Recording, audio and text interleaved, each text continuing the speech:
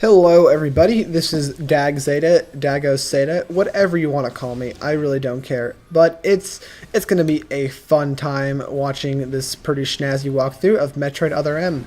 And yes, it is gonna be a 100% walkthrough. Though, as I'm going to mention in a later video, you cannot get all the items going through the game originally because some things require items that you get like way too late. You'll know what I mean when we get to that point. Because in my practice run, I have pretty much beaten the game. I am right at the final area, the final boss, and I'm probably gonna go do that tomorrow. But anyway, in regards to playing games, I have proven my skills in an aspect I never thought I'd be able to do, honestly. Because usually I'm wow, that's foreshadowing a boss, obviously. Usually I'm pretty confident with my skills, but except for maybe Call of Duty, I suck at Call of Duty. Honestly, it's like every time I stand anywhere, someone just happens to be standing behind me and shoots me. It's not anything I can control. I'm just terribly unlucky. Halo I can do. Call of Duty, no. Well, I'm not even that good at Halo either.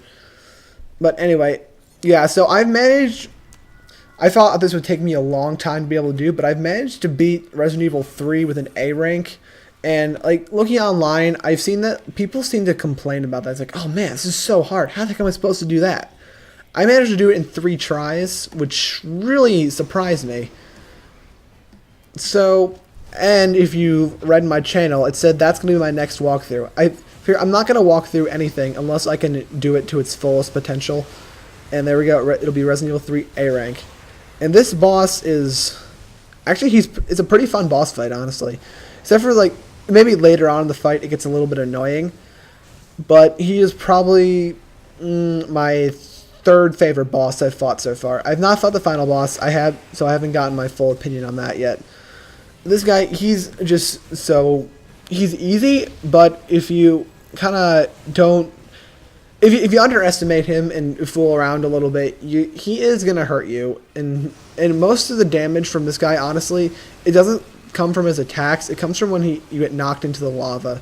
Like, I think I probably took more damage doing that than I did actually from him hitting me, which it seems weird. But it's one of those like, indirect attack things, which I really hate when bosses do that. It kind of makes me think of Morpha in Ocarina of Time, where his attack isn't much hurting you. It's more just like dragging you down and preventing you from attack while he drains you. It's kind of one of those annoying things where you're prevented from reacting to it. And there, for some reason, my thing wasn't locking on, so that gave me a little bit of trouble. And also, speaking of Zelda and Morpha, it kind of annoys me how in Twilight Princess for the Water Temple, they kind of just copied the boss from Ocarina of Time. Basically, they even called it like more feel in Twilight Princess, if I remember correctly. And in fact, actually, I might end up doing a walkthrough of Twilight Princess at some point, but I haven't decided on that yet.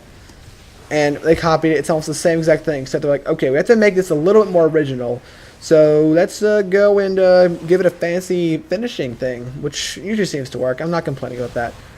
But this guy, I don't understand why the game's like, okay, let's give him an obvious weak point. Sort of like another thing where making fun of Zelda here. Which, I don't know why I'm making fun of Zelda, because it's probably my second favorite game series. Yeah, my first favorite is probably Resident Evil. Then it's Zelda, Final Fantasy, Metroid. This Metroid kicks butt. I'll talk about how much I like Metroid later. But Zelda seems to have a theme of eyeball bosses, and I don't know, if you guys are the kind of people who go and watch abridged series of stuff, but the one guy, his name is Zana Uzumaki, he made an abridged series of Twilight Princess, and basically one of his main jokes is just making fun of all the flaws in that game, which apparently Zelda fanboys probably don't want to admit it, but there's a lot of them in there. So yeah, if I remember, I'm going to put a link to him in the description, because you guys really, you should check him out. His videos are hilarious, and he's also abridging Ocarina of Time now, too. But yeah, and this guy, you see, he just pushed me into the lava, and honestly, he didn't even hurt me when he touched me, I think. I think he just pushes me. Yeah, he just pushes you. and then most of my time is wasted trying to get out of the lava, and I suck at getting out of lava. It really makes me wish I had the gravity suit. And yeah, oh, see, I dodged him there. But yeah, and speaking of a bridge series, me, Narb007, and if Luke's able to work too, he said he's going to go away for most of the summer, so he might not be able to consistently help us out with this. But we're doing an abridged series of the first Resident Evil game, at least the remake of it, because we got some footage of that, and it's actually, usually I don't laugh at my own humor, like with our other channel, Life Abridged Dag. I usually don't find most of the stuff we do funny until recently. I don't know, because episode 6 of that was pretty funny, and then I started writing the script for our Resident Evil Abridged, and I actually found it to be pretty funny. You know, I kind of think that you might be able to go into this guy's mouth with Morph Ball and like drop bombs in him, but I'm not too sure about that. I'll have to look that up, maybe. Maybe I'll put that in the description or something. But anyway, it doesn't really matter. It's the fact that you just shoot him this way. And honestly, I feel like this guy took way too long to fight. And also, oh wow, that static thing is really getting screwed up. But I don't know if you guys noticed, or you will notice by the end of this, there is this area, this run of Sector 3 is almost entirely bosses. Like 4 out of the 5 parts involve some sort of major fight. Now, I mean, the first one was against the eyeball flying tentacle monster, whatever you want to call him. I think his name's Asborian or something like that. Maybe something with an R. I don't know. Well, I'll put his name in the description. But oh wow, he can do that too. It's just been such a long time since I recorded this. I almost forgot that. Yeah, it's the Osborian. It's this guy, and there's 2 others, and I'm not gonna tell you what they are. In regards to, I don't like spoiling stuff when I don't really have to. And yeah, his death was not really as epic as you would have wished. But at least it's not like a Zelda death where he's like, oh, crash into a wall and die, haha.